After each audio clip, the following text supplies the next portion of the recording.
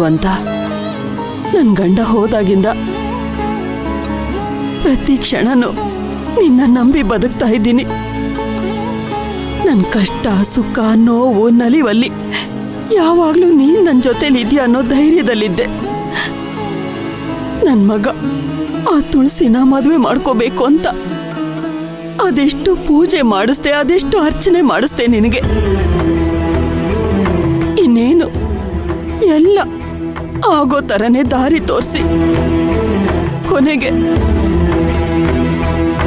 ನ್ಯಾಯವಾಗಿ ಆ ತಾಳಿ ಧ್ರುವನ್ ಕೈಯಿಂದ ನಮ್ ತುಳಸಿ ಕತ್ತಿಗೆ ಬೀಳ್ಬೇಕಾಗಿತ್ತು.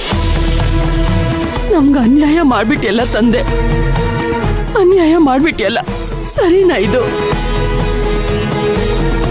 ನನ್ ಗಂಡ ತುಳಸಿನ ನಮ್ಮನೆ ಸೊಸೆ ಮಾಡ್ಕೋಬೇಕು ಅಂತ ಎಷ್ಟು ಆಸೆ ಇಟ್ಕೊಂಡಿದ್ರು. ನಮ್ ಕನ್ಸನ್ನೆಲ್ಲ ನುಚ್ಚನವ್ರು ಮಾಡ್ಬಿಟ್ಟಿಯಲ್ಲಪ್ಪ ನೀನು. ನ್ಯಾಯನ ಇದು ಭಗವಂತ, ನ್ಯಾಯನ?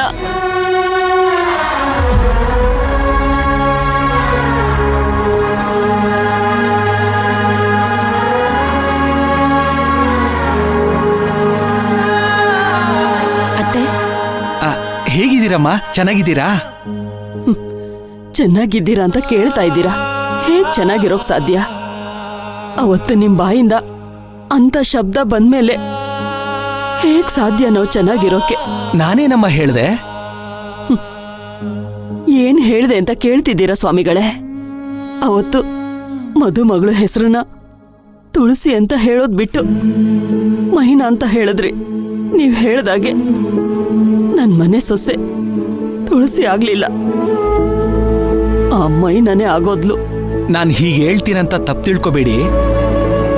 ನಿಜ ಹೇಳ್ಬೇಕು ಅಂದ್ರೆ ಆ ಹೆಸರು ಬಾಯಲ್ಲಿ ತಾನಾಗೆ ಬಂದಿಲ್ಲ, ಆ ಭಗವಂತನ ಆಶೀರ್ವಾದದಿಂದನೇ ಬಂದಿರೋದು. ನಿಮ್ ಮಗ ಆ ಹುಡುಗಿ ಕುತ್ತಿಗೆಗೆ ತಾಳಿ ಕಟ್ಟಿರೋದ್ರಿಂದ ನೆಮ್ಮದಿ ಹಾಳಾಯ್ತು ಅಂತ ಹೇಳ್ತಾ ಇದ್ದೀರಲ್ಲ? ಇಲ್ಲ ಅಮ್ಮ, ಆ ಹುಡುಗಿ ನಿಮ್ ಮನೆಗೆ ಸೊಸೆಯಾಗಿ ಬಂದಿರೋದ್ರಿಂದ ನಿಮ್ ಮನೆಗೆ ಒಳ್ಳೇದೇ ಆಗಿದೆ. ನೀವು ಒಪ್ಕೊಳ್ದೇ ಇದ್ರೂ ಇದೇ ವಾಸ್ತವ. ಆ ಹುಡುಗಿನ ಬಿಟ್ಟು ನಿಮ್ ಮಗನಿಗೆ ಬೇರೆ ಯಾವ ಹುಡುಗಿನೇ ಆದ್ರೂ ಮದುವೆ ಮಾಡಿಸಿದ್ರು ಸಂಬಂಧ ಶಾಶ್ವತವಾಗಿ ಉಳಿತಾನೇ ಇರಲಿಲ್ಲ. ಅದು ಅರ್ಧದಲ್ಲೇನೆ ಕೈ ಬಿಟ್ಟು ಹೋಗ್ತಾ ಇತ್ತು.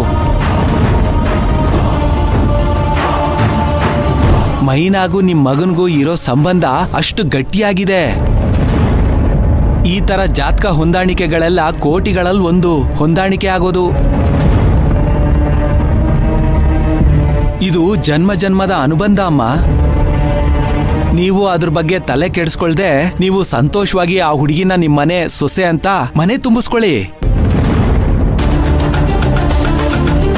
ಯಾಕೆ ನಮ್ಮತ್ತೆ ಯಾಕೆ ಮೈನನ್ನ ಸೊಸೆ ಅಂತ ಒಪ್ಕೋಬೇಕು? ನಮ್ಮ ಮಾವ ಆಸೆ ಪಟ್ಟಿದ್ರು ನಂದು ನಮ್ಮ ಮಾವಂದು ಮದ್ವೆ ಆಗ್ಬೇಕು ಅಂತ. ಅದೇ ಸಮಯದಲ್ಲಿ ಆ ಮೈನಾ ನಮ್ ಎಲ್ರಿಗೂ ಮೋಸ ಮಾಡಿ ಮಾವನ್ನ ಇಲ್ಲಿಂದ ಓಡಿಸ್ಕೊಂಡ್ ಕರ್ಕೊಂಡ್ ಹೋದ್ಲು.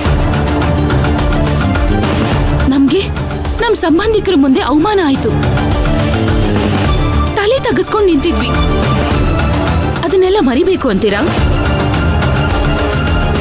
ನಮ್ಮತ್ತೇನೆ ಪ್ರಪಂಚ ಅಂತ ಬದುಕ್ತಾ ಇದ್ದಿದ್ ನಮ್ ಮಾವನ್ ಮನ್ಸನ್ನ ಬದಲಾಯಿಸಿ ನಮ್ಮತ್ತೇನೆ ಬೇಡ ಅಂತ ಹೇಳೋ ಹಂಗ್ ಮಾಡ್ಬಿಟ್ಟಿದ್ದಾಳ ಮೈನಾ. ಅವಳು ನಮ್ಮನೆ ಒಳ್ಳೆಯವಳು ಅಂತ ಹೇಳ್ತಾ ಇದ್ದೀರಾ?